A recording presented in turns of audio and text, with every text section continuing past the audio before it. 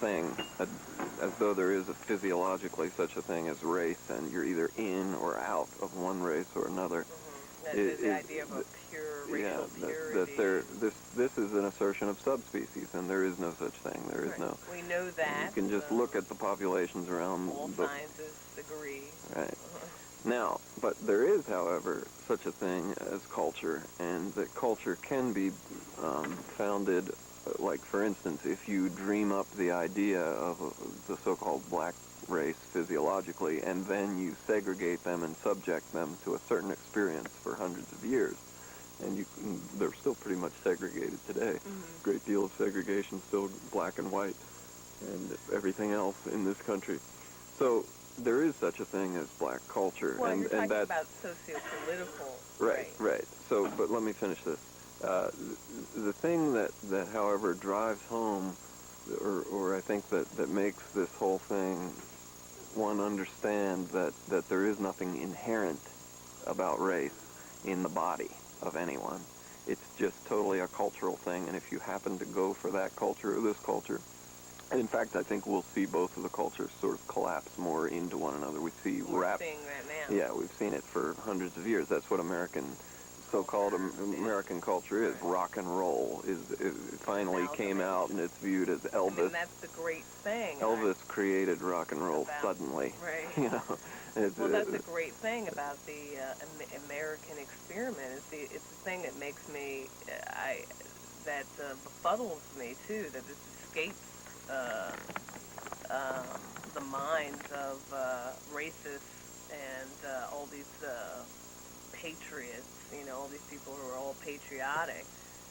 They're always talking about America, the greatest country in the world, and all of that. And what they fail to consider is that I don't know if I would say I don't like to draw comparisons like we're the greatest people and therefore that means that's a justification for oppressing other cultures and other countries. But what they fail to consider is that what makes American great, what we're referring to when we say that, is its pluralism, is that it was a country founded on tolerance, religious freedom, cultural freedom. That's not true. Well, it was originally, in theory it was, but no, and not just in theory. I would say, even today, that this is the only country in the world that is a culturally pluralistic society that has, to a certain degree, succeeded. We're not killing off one another in the way that we were not as quickly, no, wait a minute. In the way that we have in the past when there were struggles against the different groups. It wasn't so much struggles as flat out punishments. And it was a struggle for the maintenance of power, and which was held by an elite few and still is. And it still is. However, if you look across the world, I mean, first of all, other countries are still extremely homogeneous. France is a good example. France has been associated with a lot of racial, ethnic tolerance in the past, up until recently.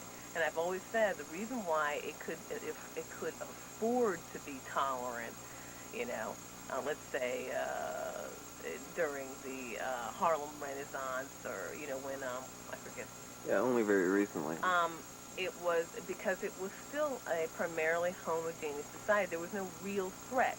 Now we see this return in France to, not a return, but the emergence of ultra-conservative... Well, it's always been there, Algiers. Ultra-conservative...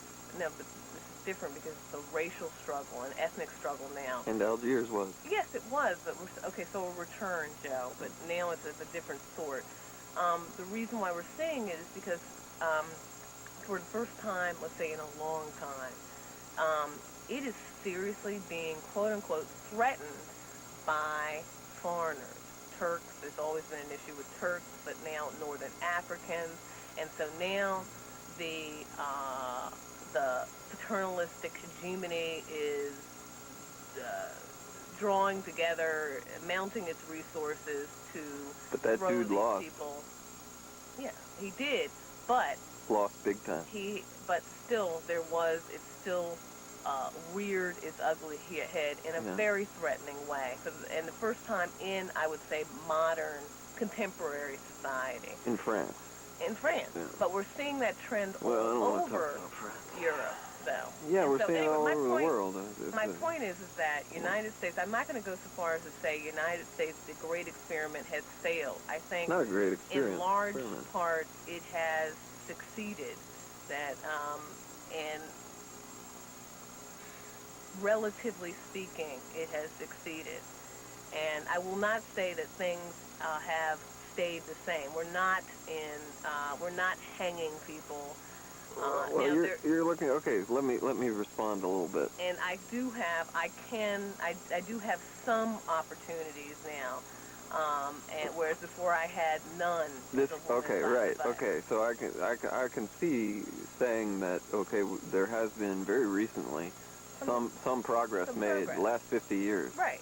Right. And some progress made. some. But if you look at the Great Experiment, which started 400 years ago or so, of white men coming and brutally No, it really didn't start taking over. Until, because I would say the Great Experiment started really in the 1800s when there was the influx of, again, I bring up white immigrants because people nowadays, there's this idea, this is an example of the dominant group mounting their resources. Now there is this white group, this homogeneous white group. Actually, it is a heterogeneous white group that began with various immigrant groups who, in turn, were oppressed. Right, the definition of who is white German. has always varied. Well, now, though, the thing that's unique about contemporary society is that we don't make distinctions between Italian Americans and Irish. They've become the white group. Why? The whites have had to let in more and more people so as to maintain some power. It's become a monolithic white race now because they understand that if they pool together their resources, these people that are only similar by virtue of the color of their skin, then they can maintain a stranglehold on that power. And they're not and even so similar. Distinctions, and a That's good what example would be Jews.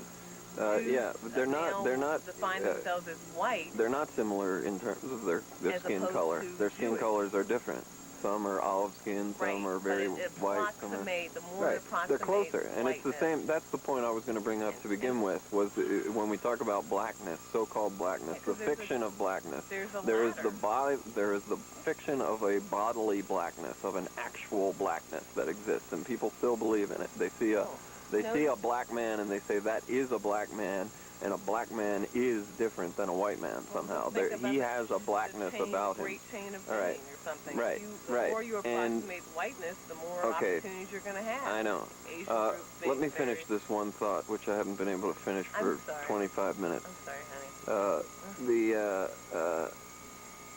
The thing that our viewer could look at to see the hypocrisy, the strange situation we're in, is that one of the fictions, and my students kind of point this out to me again and again, is they don't realize, they think that black and white have been segregated in this country successfully. They kind of can look at they're taught to see blackness and to define. They would look at you and see you and call you black. They would look at many people of incredibly different skin colors and call them all black and not think for a minute about the fact that, boy, why is one guy who's called black extremely light-skinned and why is another very dark-skinned? Why do some black people have straightish hair and some... They don't understand the fact that for the hundreds of years that this country has existed in segregation, it has not actually been segregated because you have had whites raping blacks or the masters owning slaves and having these octoroon, quadroon balls and these mulatto balls psychological hysteria. I mean, it's a great amnesia that must be maintain. But this is the point: is that if you really that it really breaks down once you start to look at people who are the defined as black currently. What's defined currently as black? These people are a great many of them are as white as they are black, and these people do not, however, have the choice of identifying as white. And if you understand this point, you understand the whole thing. You understand the whole imagination of race and how it functions. What it functions to do is to keep certain population in a certain place, and to keep the other population with access to certain opportunities. That's what I say. It's a complete, not just denial, but I mean, it's a bizarre denial that's maintained in order Like, for instance, to maintain the status quo. Right. For instance, this guy, The Rock, who is this wrestler, this famous wrestler now, he's a movie star he's going to be now, I guess. I think that you do see progress, I guess, in America, although it's a bizarre progress, that a lot of people don't, I didn't realize that he was, would be considered black at all. He just looked so light from afar, and I'd never looked at him that close or anything, but to look at somebody and pick out just a few, it's like Stewart's dog last night, the one he's saying that was advertised as part border collie. Okay, so you can look at this dog, and if you can find even a speck of border collie on this dog, it's like such a tiny speck, and yet we're dealing with a situation where if border collie was black, that dog would be considered border collie and border collie only, even though it has very, very few of the full border collie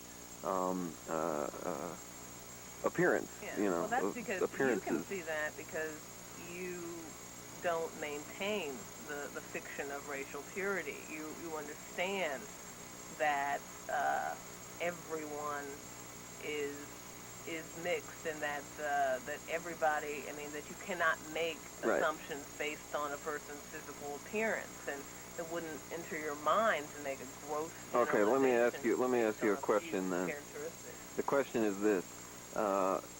I think that we've established that if you were born looking a certain way, if your skin is a certain color, if your parent was, it's like a thing that's passed down. You either have the name thrown upon you or you don't. You're called a black or you're not. And if you're called a black, no matter who you have sex with and have a child with, no matter what that child looks like, that child needs to be called black too. The one dropper. Right. Okay, so now, when that happens, that child, therefore, when that child starts to grow up, he or she is going to be educated in such a way as to constantly have it pushed upon them. You're black. You're black. You're black. To learn to understand yourself as black. Now, my question is, given that you came from a family, your father being thought of as black, your mother being thought of as Indian, then you're growing up in a white community mostly. Do you feel that how did you?